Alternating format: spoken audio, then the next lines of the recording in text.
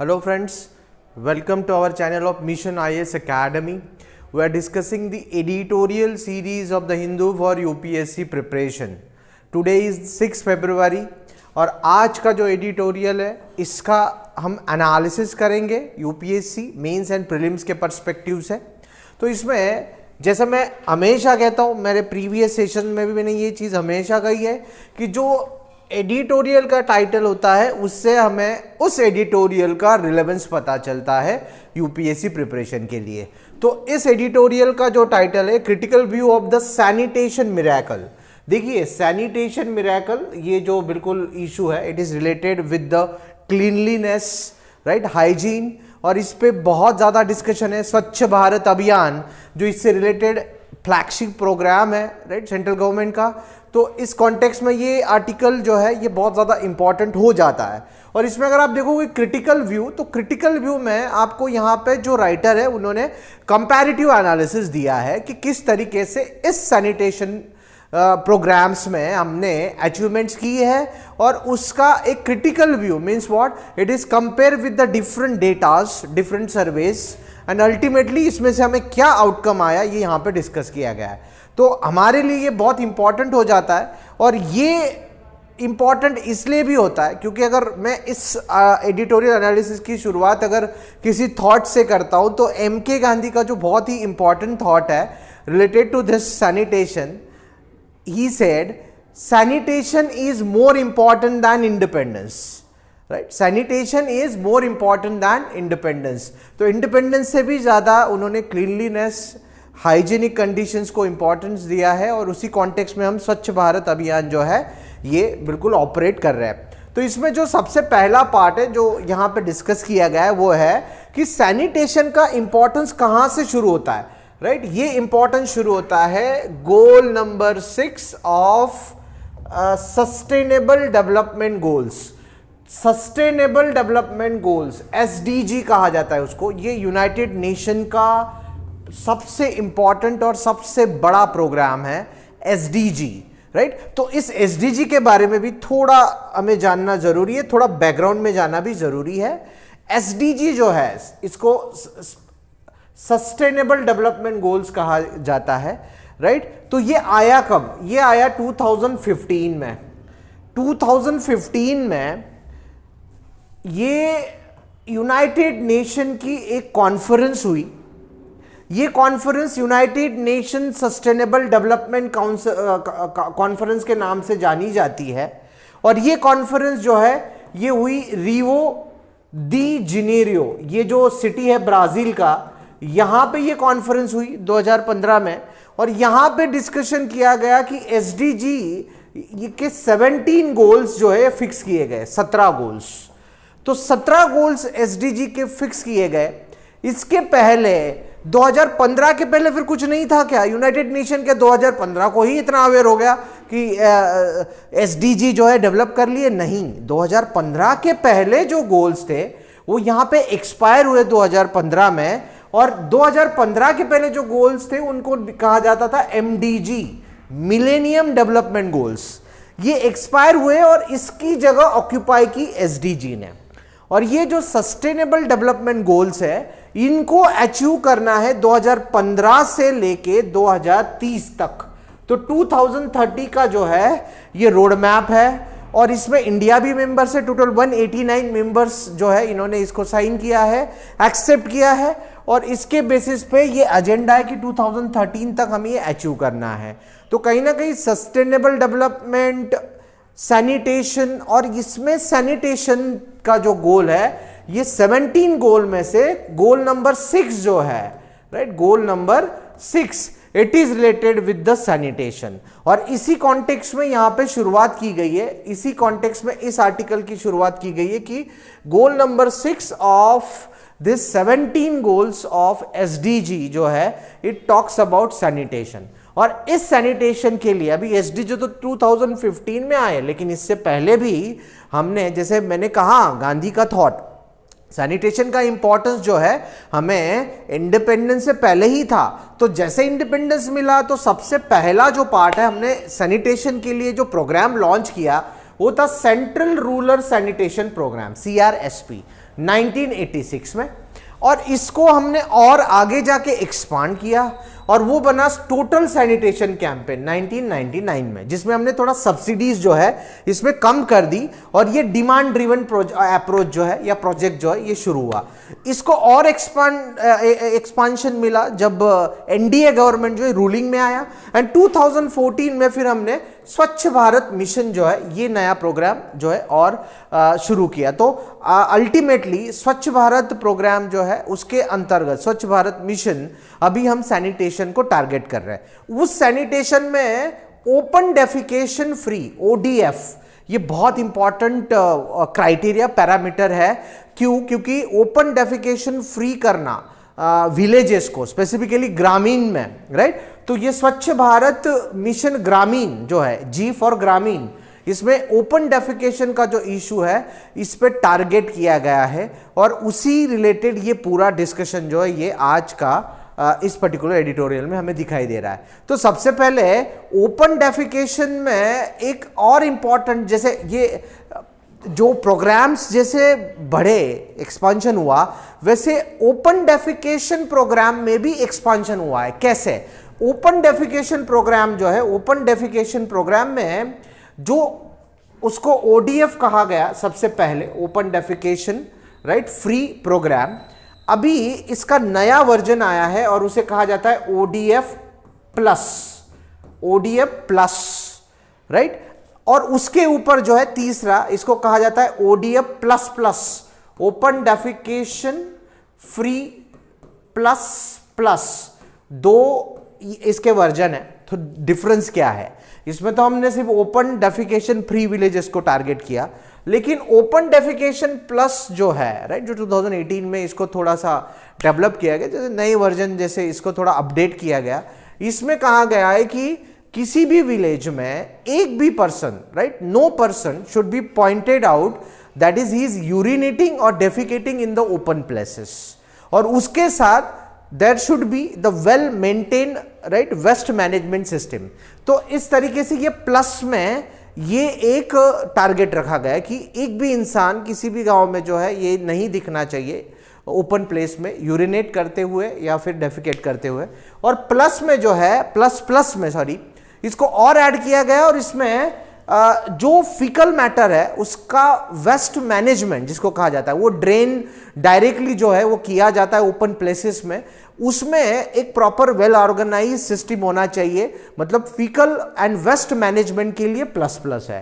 तो देखिए यहां पे क्या है, यहां पे सिर्फ विलेज को फ्री करना है, बट यहां पे क्या है, जो फिकल मैटर है, उस जो वेस्ट मटेरियल है उसको भी आपको ठीक से जो है डिस्चार्ज करना है। तो इस तरीके से ये तीन डिफरेंट कॉन्टेक्स्ट में ओपन डेफिकेशन को देखा जाता है और इसी ओपन डेफिकेशन पे डिस्कशन यहां पे किया गया है। तो कुछ इंपॉर्टेंट डेटा यहां पे डिस्कस किया है। मैंने कहा कंपैरेटिव एनालिसिस है, क्रिटिकल व्यू है।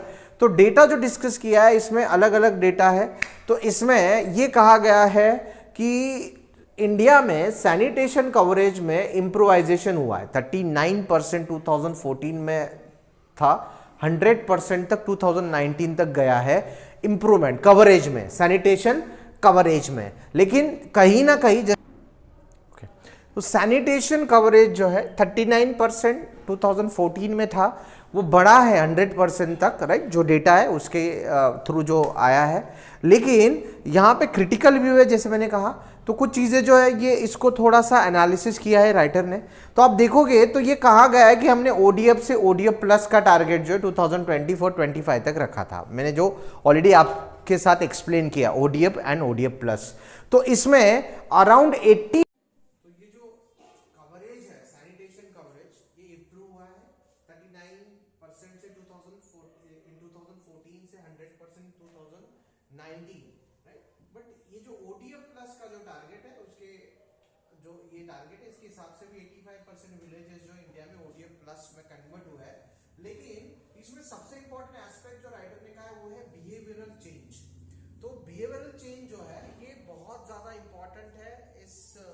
ओपन डेफिकेशन फ्री जो कैंपेन है इसमें, क्योंकि सिर्फ कंस्ट्रक्शन जो है ये ओपन डेफिकेशन के लिए जो टॉयलेट्स बनाए गए हैं उससे सिर्फ आउटकम्स नहीं आते हैं, राइट, उसके साथ बिहेवियरल चेंज जो है, राइट, जो यूजर्स है उस पे भी ये चेंजेस जो है ये दिखाई दे रहे हैं और उसका ही एनालिसिस यहाँ पे दिया है।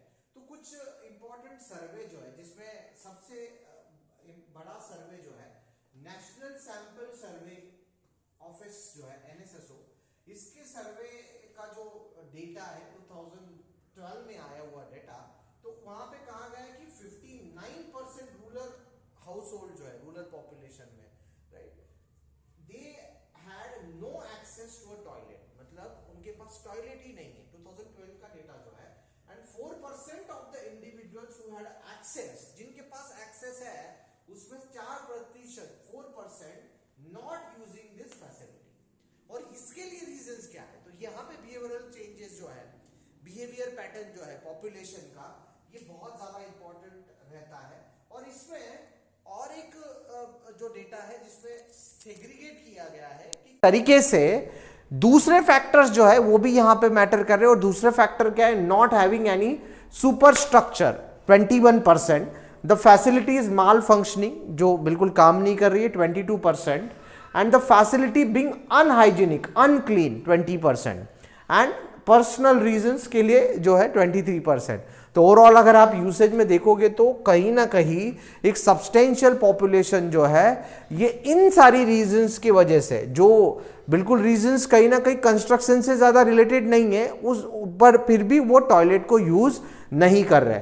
यहाँ पे कुछ स्टेट वाइज डेटा भी जो है ये भी जनरेट किया गया है। और स्टेट वाइज डेटा में अगर आप देखोगे तो किस स्टेट में, राइट, जो है सबसे ज्यादा एंड सबसे कम ये टॉयलेट यूसेज हुए हैं, तो इसमें कहा गया है कि 59% हाउस होल्ड जो है बिहार में, 66 जो है परसेंट गुजरात में, 76 तेलंगाना में जो है इनके पास टॉयलेट एक्सेस है। मतलब इतना बड़ा पॉपुलेशन है जिनके पास टॉयलेट एक्सेस है। लेकिन इनमें से जिनके पास एक्सेस है उसमें से 38% जो है हाउस होल्ड जो बिहार में से है, एंड 50% गुजरात में, एंड 14% तेलंगाना में से जिनके पास एक्चुअली एक्सेस है, राइट। और इसमें से at least one member who did not use it, इसमें से एक मेंबर जो है वो यूज नहीं कर पा रहा है। तो कहीं ना कहीं यहां पे भी बिहेवियरल पैटर्न जो है वो आ रहा है, लेकिन वो यूज क्यों नहीं कर रहा है, non use of the toilet.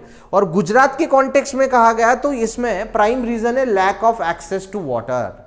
अगर वाटर नहीं है, राइट, तो वाटर अगर नहीं होगा तो ये टॉयलेट्स कंस्ट्रक्ट करके भी आप इसका यूज नहीं कर पाओगे। तो ये एक प्राइम रीजन है कि क्यों ये वाटर ना होने के कारण भी ये कंस्ट्रक्टेड टॉयलेट जो है ये यूज नहीं किए जा रहे। जो डेटा में आपको डिफरेंस नजर आ रहा है इसके पीछे का रीजन ये है।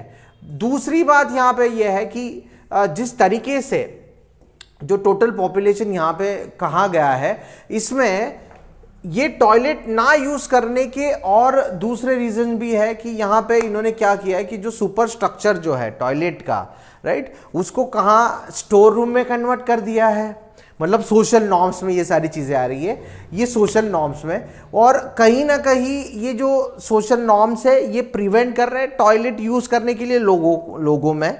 और फैसिलिटी जो है, जो कंस्ट्रक्टेड फैसिलिटी है, वो दूसरे पर्पस के लिए यूज हो रही है, bathing and washing the clothes. तो इसके वजह से भी ये जो नॉन यूजर है ये बड़े हैं। So the reasons behind non using is what, social norms also. Social reason है ये यहाँ पे पॉइंट आउट किया गया है। और इसके लिए अलग अलग सर्वे जो है, जैसे मैंने कहा कि पहला सर्वे जो है ये किया गया जो नेशनल सैंपल सर्वे ऑर्गेनाइजेशन का सर्वे है। अभी इसका राउंड 3 और एक राउंड जो है जो 2012 में हुआ, लेकिन इसका राउंड 3 जो है 2019-20 में किया गया। इस राउंड में भी वापस से जो है, जो मिनिस्ट्री ने डेटा जनरेट किया उसमें 95% rural population had a toilet access. 95%, 59 से 95% तक चला गया, राइट। तो एक्सेस है, लेकिन फिर भी जो यूसेज है इसमें वेरिएशन आ रहा है। ये वेरिएशन जो आ रहा है और स्पेसिफिकली रूरल पॉपुलेशन के कॉन्टेक्स्ट में कहा गया है। और ये वेरिएशन जो आ रहा है, जो गैप नजर आ रहा है, ये गैप क्यों नजर आ रहा है, इसके जो मेन इश्यूज जो है इसमें दो आ रहे हैं कि एक जो है जिन्होंने टॉयलेट जो है बिल्कुल left out the house hold, वो घर ही छोड़ दिए, एंड दूसरा टॉयलेट अनयूज है, राइट, डेफिकेशन के लिए। तो ये दो टाइप की पॉपुलेशन यहाँ पे नजर आ रही है, और इसके पीछे जो रीजंस है जिसमें डिस्कस जो ये किया गया है, सोशल नॉर्म्स, राइट, कुछ सोशल जो ट्रेडिशंस है, and house hold size of the house hold numbers, right, family में क्राउडिंग कितनी है, ओवर क्राउडिंग अगर है, राइट, तो ओवर क्राउडिंग की वजह से भी ये यूज नहीं होते, राइट, ओवर क्राउडिंग की वजह से भी फिर ओपन डेफिकेशन, कुछ मेंबर बाहर डेफिकेशन के लिए जाता है, ये भी एक इंपॉर्टेंट जो पैरामीटर रहा है। तो और दूसरा जो है सोशल नॉर्म्स जो है, तो सोशल नॉर्म्स भी इसके लिए रिस्पॉन्सिबल है। ये दोनों चीजें यहाँ पे डिस्कस की गई है, और ज्यादा से ज्यादा इसका इम्पैक्ट जो है ये कहाँ पड़ा है, जहाँ पे एक्सेस टू वाटर नहीं है, जहाँ पे वाटर ज्यादा नहीं है। तो इसीलिए फिर गवर्नमेंट ने कुछ नहीं किया। क्या? तो गवर्नमेंट का जो इंपॉर्टेंट प्रोग्राम है, दैट इज जल जीवन मिशन, इसके तहत जो है वाटर एक्सेस बढ़ाना जो है, ये भी एक टारगेट रहा है, ये भी फ्लैगशिप प्रोग्राम रहा है। तो इसके थ्रू जो है ये water to reach each house by 2024, तो ये वाटर हर घर तक जो है 2024 तक पहुंचना चाहिए। ये एक टारगेट जो है ये जल जीवन मिशन के अंडर जो है ये है। तो अल्टीमेटली यहाँ पे आप देखोगे तो you will find the number of reasons, right, responsible for not using the toilets. तो उसमें हाउस होल्ड साइज एक रीजन है, राइट, वाटर एक्सेस नहीं है एक रीजन है, और उसके साथ तीसरा रीजन सोशल नॉर्म्स। तो सोशल नॉर्म्स में क्या है, सोशल नॉर्म्स में भी जो डेटा आया है उसमें कहा गया है कि जो कास्ट डिफरेंसेस है, राइट, उसमें भी आपको यूसेज में डिफरेंस जो है ये नजर आएगा। तो यहाँ पे जो है ये जो डेटा है जो तीसरा नेशनल सैंपल सर्वे ऑर्गेनाइजेशन का, तो highest toilet was highest for upper caste 97% and lowest for schedule caste 95%। But यहाँ पे जो स्टडी किया गया है उसमें परसेंटेज ऑफ नॉन यूजर्स जो है, जो यूज नहीं कर रहे हैं, is higher among the upper caste than the backward classes. मतलब जो ना यूज करने वाले जो है इसमें अपर कास्ट जो है ये ज्यादा है as compare to lower caste. तो यही है कि सोशल नॉर्म्स भी इसके लिए रिस्पॉन्सिबल है। ये जो बिहेवियर पैटर्न है, राइट, बिहेवियरल चेंज है, ये चेंज सबसे इंपॉर्टेंट होना चाहिए, तभी आप इस पर्टिकुलर टोटल सैनिटेशन कैंपेन हो या फिर स्वच्छ भारत मिशन हो ग्रामीण, उसको अगर आपको गोल नंबर 6 जो है एसडीजी में अचीव करना है, जो शुरुआत में ही कहा गया है, तो सबसे पहला टारगेट होना चाहिए बिहेवियर चेंज जो है इस पे।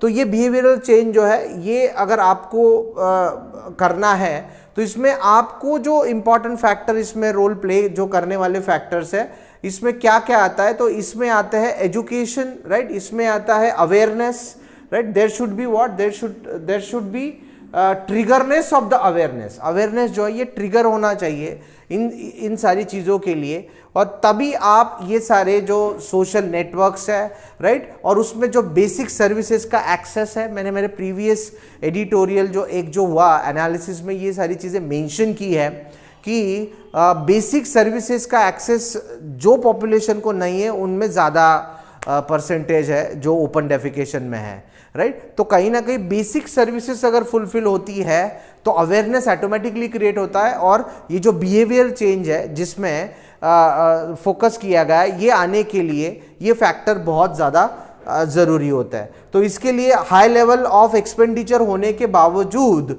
यहाँ पे क्यों आउटकम नहीं आ रहा है, उसके लिए रीज़न यही है कि ये बिहेवियरल चेंज जो है ये होना ज़रूरी है, और तभी आप इस पर्टिकुलर ओपन डेफिकेशन फ्री जो कैंपेन है, जिसमें open defecation free plus open defecation free plus अगर अचीव करना है, तो डेफिनेटली इन फैक्टर्स और बिहेवियरल चेंज जो है, जिसमें सोशल नॉर्म्स है, राइट, जिसमें हाउस होल्ड साइज है, ये सारे फैक्टर्स जो है इन पे भी फोकस करने की ज़रूरत है। Thank you.